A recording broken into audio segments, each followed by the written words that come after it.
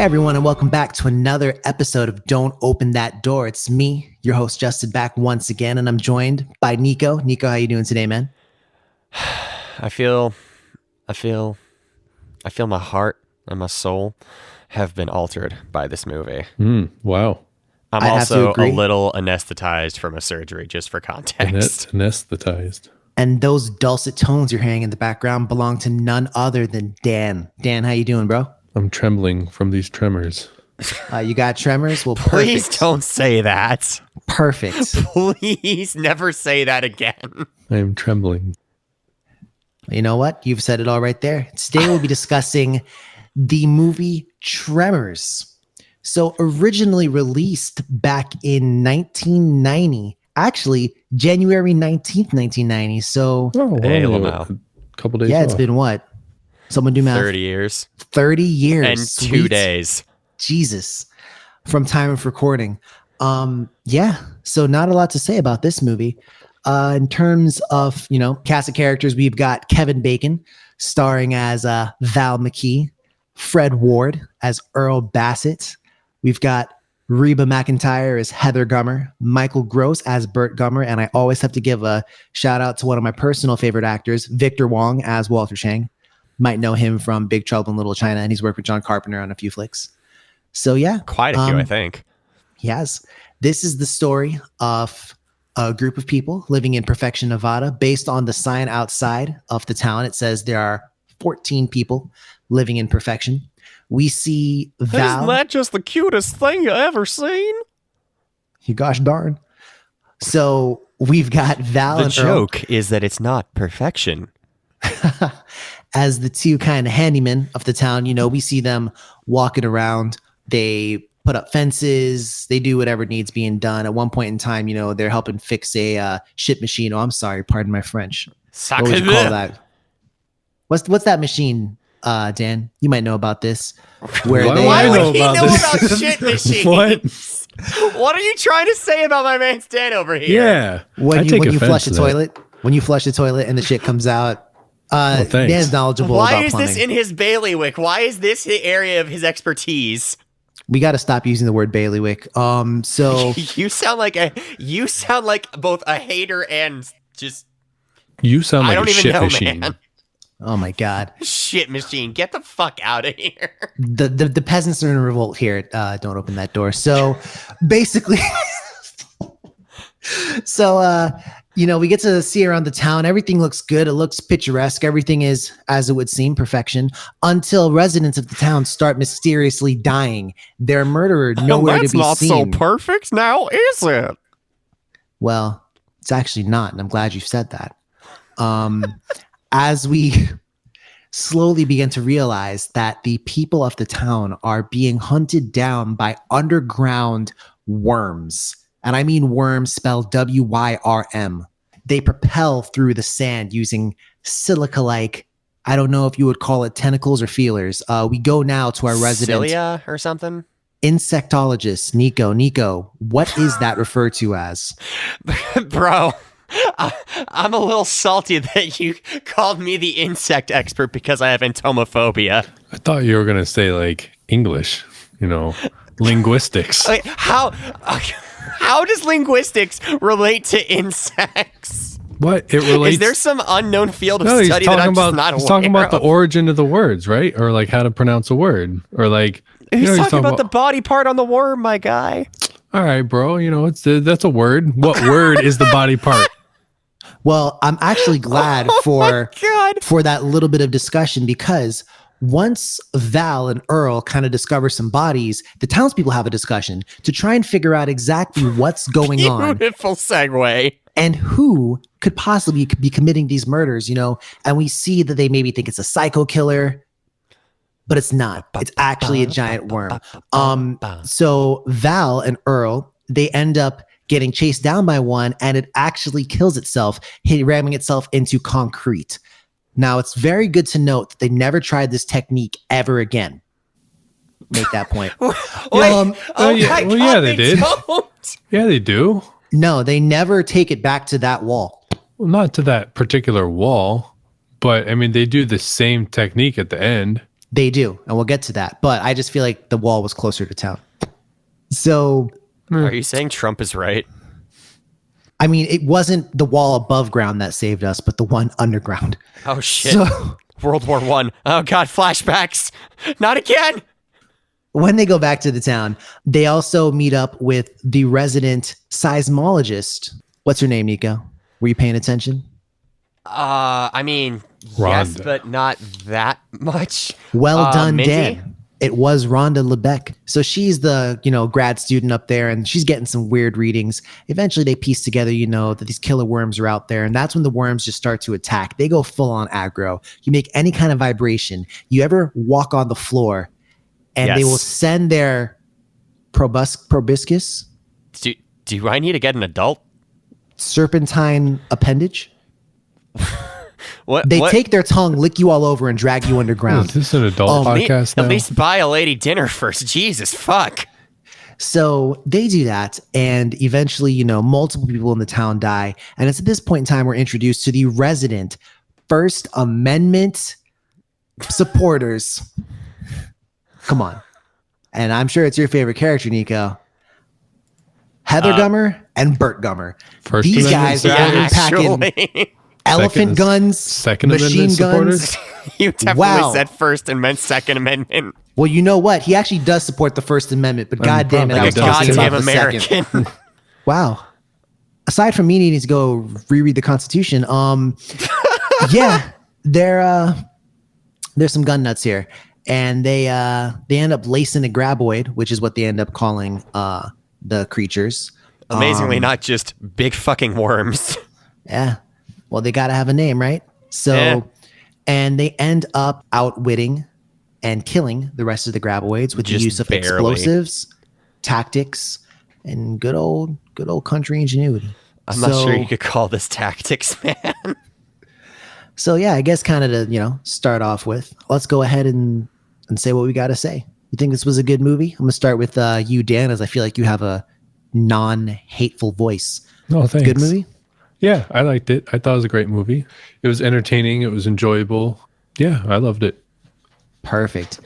Hater. Is this a good movie? This was a terrible movie, but you should absolutely see it. I would also like to know that Justin and I have a history with this movie. You want to tell everyone about that? Yeah. In many ways, Tremors is almost a representation of the seasons of my life changing. I saw it once as a child with my It mother stayed winter for me. in I guess you could call it the spring of my life. Once again with Nico in the summer of my life. Once again with Nico somehow randomly in a college dorm, despite the fact that we'd both already seen the movie. And once again for this podcast. While I wouldn't consider this to be the winter of my life, this is in fact a never-ending fall. Shut the fuck up, Dante's Inferno. So yeah, I've seen this movie. This is my fourth time. It's Nico's fourth time as well. Dan, how many times have you seen this movie? One. Casual. So let me go ahead and Lucky say you, this. man. I like to keep it fresh for the podcast, I do think that this is a great movie. I personally love it, and I would recommend it to anyone who is in the mood for some laughs and some frights. So speaking of laughs and frights, I gotta ask. Second question to the pod. Again, starting with Dan. Dan, would you consider this a horror movie? Yeah, I do. It's got the mysterious killings, I won't quite say not overly violent, but a little violent. You see some Guts? leftover body, guts. But it's got the big scary monsters, and I think it's a horror movie. Okay. Would you maybe slide any other genres in there, or would you leave it as a horror? See, that's tough because I know it's like sometimes it's considered a comedy too. I don't really think it's enough comedy to be horror comedy. Interesting. I feel the opposite. Oh yeah, okay. Because I mean, there's definitely like near the beginning there were some funny parts for sure, but I feel like once the monsters kind of came in, I would say it was a little more lighthearted, but I wouldn't say it was comedy. Like it didn't really take itself seriously, but I didn't really feel comedy from it exactly. Yeah. All right. Interesting. So I'm going to ask the next most important person on the pod, myself. Oh, thanks. Yeah. So I mean, I I'm definitely least think important. no. The least important is coming next. So I think that it's Thanks, bud.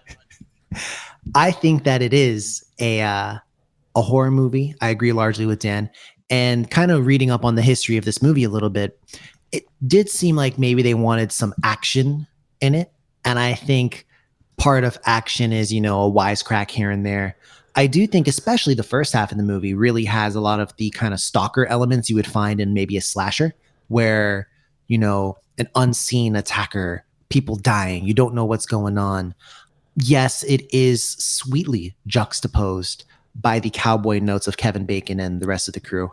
But I think it is worthy of being called a horror. I think nowadays, 30 years later, I think we can look back and find some things kind of funny, whether it's, the Je ne sais quoi. maybe, yeah, exactly. Some of the accents, maybe some of the things, the way the characters react. You have characters, and I appreciate the movie for that. It's good when movies have characters, yes. Yeah. And let me go ahead and go to the guy who's playing my role, Nico. What didn't you like about this movie, and why do you hate good things?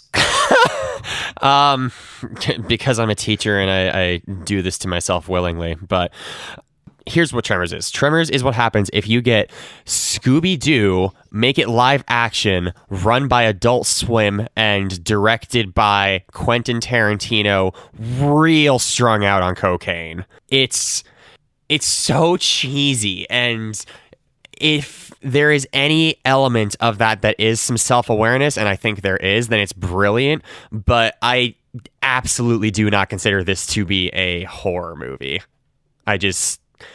The way I watch Tremors is I laugh at the comedy of errors that is going on with such coinable lines as, "Oh, I thought my elephant gun would shoot through the dirt." That's why you watch Tremors, man. And Tremors is fucking great for that. But no, I don't consider it a horror movie. Okay. Valid opinions by everyone but Nico. So let's go ahead and discuss something else about this movie. Now, I'm going to start with a little bit of backstory. So apparently, initially, dusting off the record books here, Tremors was going to be released back, I guess, a couple months earlier. Some records say November or so of 1989, but the film was stuck with an R rating, mostly due to language. So to make it more commercially viable, they cut the word fuck out of their movie. And apparently, there are lines in the movie. We joked around about it earlier when Nico and I and Dan had a brief conversation, with like, we killed that mother humper. Like, clearly they wanted to say mother lover. No, they wanted to say motherfucker. And they cut that so they could get a PG-13 rating to make it more commercially viable. And that's a change that I think many movies make. I think it was a good, quality choice, though, because, it's penned so often as a B movie, and, I think we can talk about whether or not it is a B movie in just a second, but, it much more firmly cemented it into that sort of, movie, and, I think it got more appeal and more viewings because of that, almost, as opposed to if it was just oh, redneck dude says motherfucker, all right, it's a Tuesday, but kind of campy little guy shoots a Acme cartoon style shotgun into the floor and says mother humper. That's hilarious. I'd go fucking see that. Okay. One thing that I thought was interesting was with the language thing. Another big recurring joke in the movie is "pardon my French." Whenever one of the main characters curses around the main girl, he's always like, "Oh, pardon my French." And of course, near the end of the movie, she curses and everyone stares at her and she's like, "Oh, pardon my French." Yeah, that's Rhonda and Earl, right? Yeah. So I think it's kind of funny and a little ironic that there was this backstory with the language of the movie, and that they did go and overdub, the different language and changed some of the curse words. And one of the recurring jokes is about censoring or at least pardoning the That cursing. is pretty clever, I will say. I don't think it was planned, though. I mean, it seems like the "pardon my French" was originally written. That wasn't overdubbed. I wonder if that "pardon my French" wasn't a jab. I wonder. I'm saying because I agree with you and I see what you've seen, but I do wonder if they maybe didn't do any reshoots where they said "Pardon my," because he says it like maybe 3 or 4 times throughout the movie. But they never reshot the ones where they say like Mother Humper or whatever, do they? Did they reshoot those? Gotta say, just didn't think we were gonna get existential here. I'm not sure. I guess they redubbed. They redubbed a lot. So I guess you're right. I guess you're right, Dan. I mean, I didn't pay attention. Like once I read that, I didn't go back and like watch. But like, I mean, the part of my French definitely was not like dubbed over or anything. Like they said that. So I don't know. I did it. I did it. So let me go ahead and ask you, Dan, as we're having this conversation between the two of us and no one else. Yeah, no, I'm nobody. There is something about the music. So apparently it was originally composed by Ernest Troost, and a lot of his work wasn't used as the studio thought it was maybe too goofy. So they hired another composer to, make it more serious. And what's your thoughts on that? I thought that was really interesting because I didn't catch that, but about partway through the movie, I realized that like some of the soundtrack is very like Western and a lot of like twangy guitars and harmonica and stuff. It's so silly. And it isn't one of the parts where like they're like driving off to the other town and they like drive off into like the dawn or something, and there's like that twangy guitar like kind of thing. But I kind of commented to myself, like, oh, that's interesting that they have like this Western music, but then other times it's very like theatrical or, cinematic. And then it wasn't until after the movie that I saw that they changed they thought it was not theatrical, cinematic enough. So oh, wow. They hired, like last minute, I think they hired somebody else to recompose and rescore the film. So it's sort of like half and half during the softer parts of the film. That's the wild levels of disorganization. But the kicker, the part that sucks is that the new composer actually is not credited for any of that. No! Why? I don't know. But yeah, so the only I was rooting for him. Yeah, the only composer you credited. You spun us such a story right now, Dan. Like I had Plot this man in my heart. Plot twists and everything, man. So that kind of sucks. That was more compelling than Tremors. So it kind of sucks, but I mean, I thought that was an interesting tidbit on the music, though. Interesting tidbit. Fuck this one guy in particular. One thing that I will say, actually, and as we're talking about the music, Reba McEntire, the country singer, she has a song on here called "Why Not Tonight," and don't really know what to make of that. I was shocked. I didn't even, to be honest with you, I forgot she was in this movie. I did too. Mm-hmm. I recognized her, but for whatever reason, it wasn't until later that I was like, "Oh, that's Reba." That's what right. Yeah, I knew her though. This was actually her quote unquote film debut, and I guess while she had been in an interview, she says that she was one of the very first people to ever do a video in country music. I don't know if I could really say that. She was referencing her 1986 song "Whoever's in New England," but I don't know too much. That's I could have one swore. that we all know and trust. I don't know. They didn't have like a music video for like Coal Miner's Daughter or anything, but I don't know. But going into a very different direction now. In any case, I actually thought she held her own in the movie. If you didn't know that this was her first film, genuinely, she did a good job. Yeah, I thought she was just as good as everyone else. I mean, realistically, the biggest name in this movie is Kevin Bacon. Yeah, I would say so. Yeah. I thought he did well as well. I thought he played the lovable rogue, hot shot. I will say, as terrible as it is, I do like the fact that, he had that, like, what was it? The list of 5 things he wanted in a woman when he saw that there was a grad student. He was like, goddamn sleazy. He was like, please God, please be blonde, have big tits, and ass that don't quit, legs that come up to here. And then, like, I guess maybe initially she wasn't what he expected, although she's actually not bad. She was pretty. I thought she was pretty. Yeah. But I like the way his friend's like, you're a dumbass. So it was pretty funny that was kind of immediately like, why are you an idiot? Speaking of Kevin Bacon, I had read that apparently when they were filming this, he had sort of like a crisis and like broke down to like his pregnant wife and was like my career's over. Like I'm filming a movie about giant worms. But then later, poor Kevin. But like later after the film debuted and everything, he's gone and said that it's actually the most fun he's ever had on set. Oh, that's so good to hear.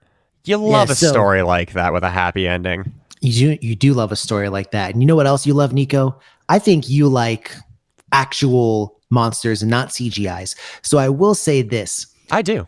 Yeah. Tremors, I personally think, their use of like animatronics and actual props, I think it has helped the movie stand up to the test of time. And what do you think about that, Nico? What do you think about the kind of props they used? I honestly do agree in terms of, how they're presented.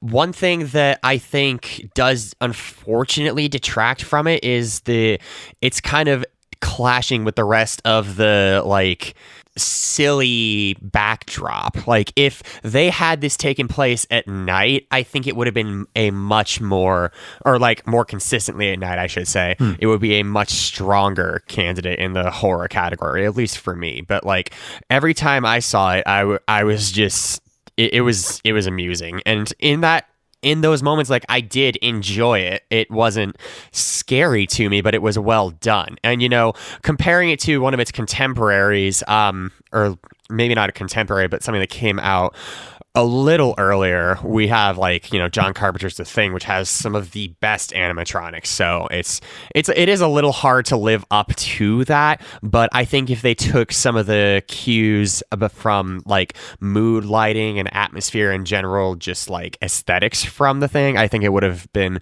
understood more so as a horror movie with those specific types of like using animatronics for baddies. Interesting. So I was actually also reading, and I can read, and there was something else that popped up here. So I used to do drugs. I still do, but I used to too. Rest in peace, Mitch. Apparently the elephant gun that they used was a real elephant gun. They just had it shoot blanks.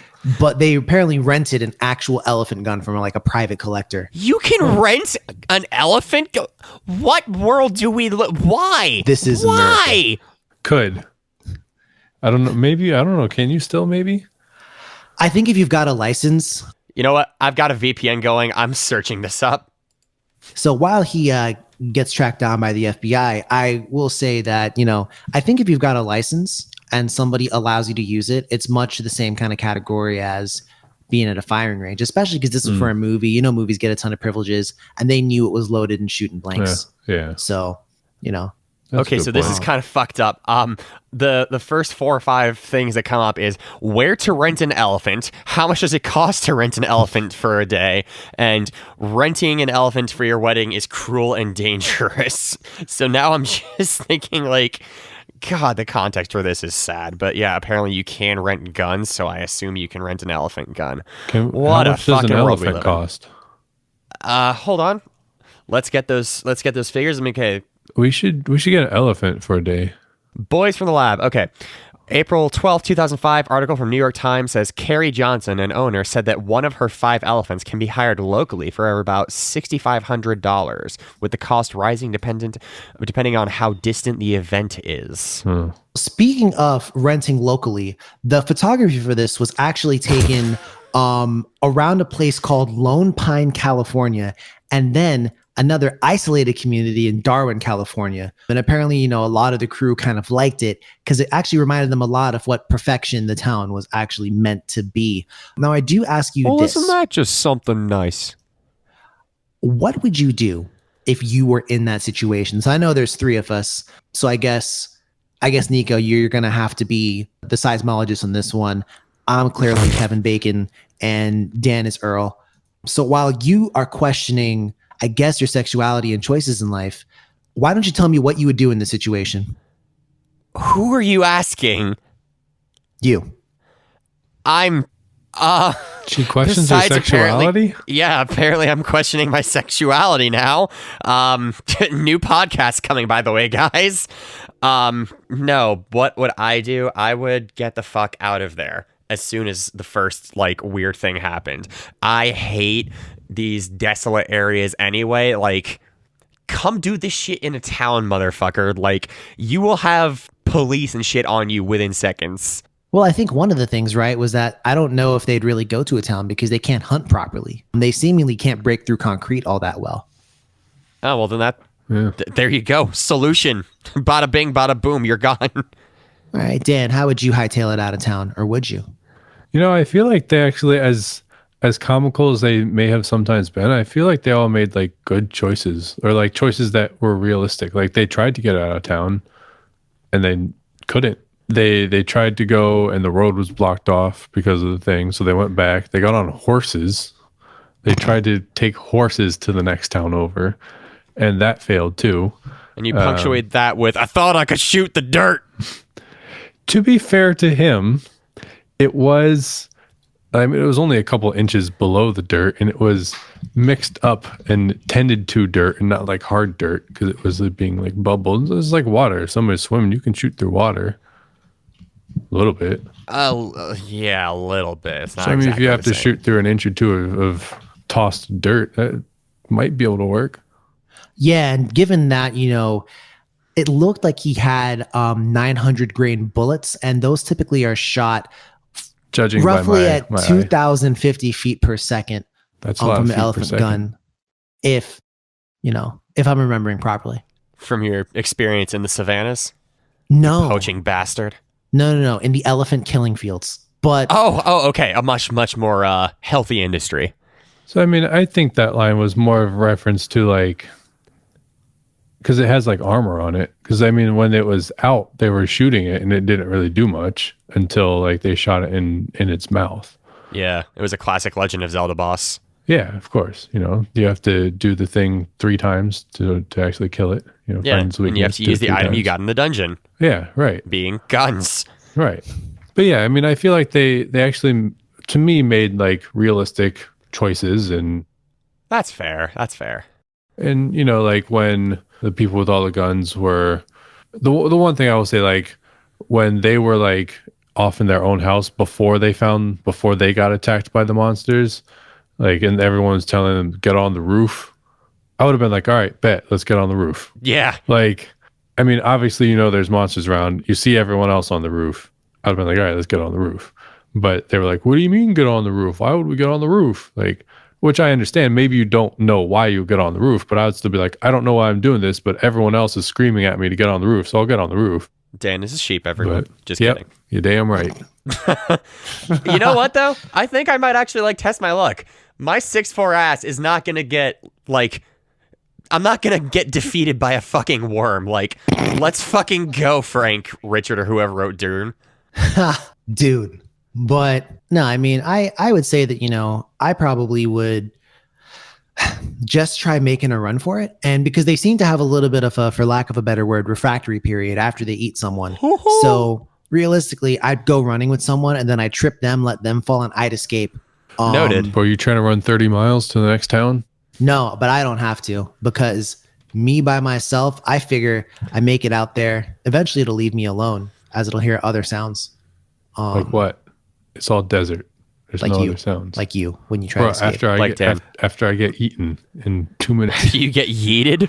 After I get eaten, then you're gonna get eaten next. Yo, wait, but real talk, a catapult would solve all the problems. Bro, who has a catapult? It's 1990. Who has a Fucking catapult? It's 2020. Do you have one? No. Did I miss this? The movie was in You don't 1990. fucking know, though. man. Oh, man. So actually, and as we're going over just random trivia real quick, one other thing. Random trivia, Justin does not have a catapult.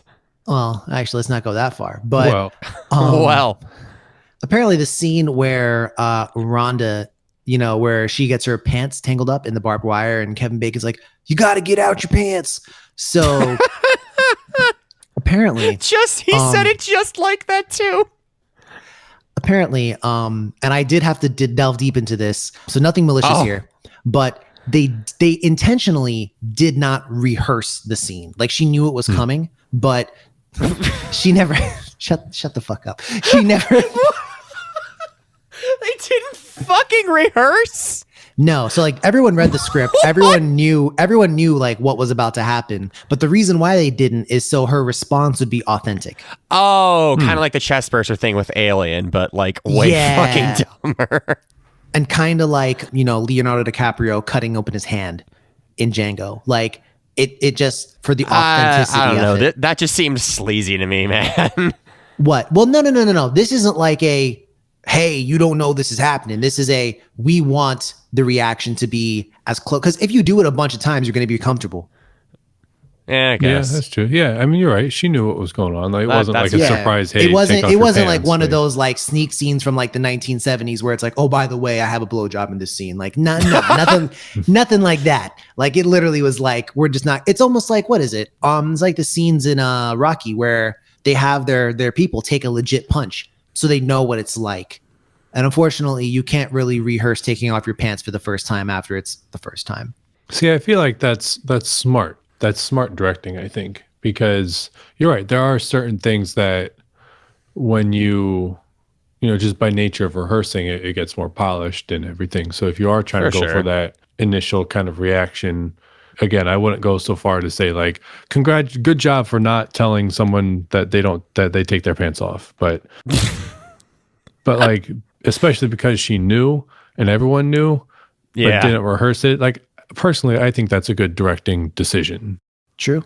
This movie, apparently the concept was actually founded in the writers of the film, S.S. Wilson and Brent Maddock. They were in the Navy at the time. Apparently they were just on a rock and they were like, what if something didn't let us off this rock? Are you kidding? Please tell me you're joking. No, I'm not. So apparently they shared. Oh my God, that's great. They then talked to one of their friends who was working with National Geographic, and he like knew about animals. So they tried to develop land sharks that could really actually exist. Dude, this is some like A-tier shower thoughts shit happening that they just made a movie out of because they could. Hey, I mean, it worked. And these fucking maniacs, God bless them. So, and now I got to get to the painful part for me, at least. So this movie sits on Rotten Tomatoes. It's got an 88% from the critics and a 75% from the audience. And I will say, I did not expect the scores to be that high. I thought I was the only one who really loved this movie. So, Dan, let me ask you, is it deserving of that 88?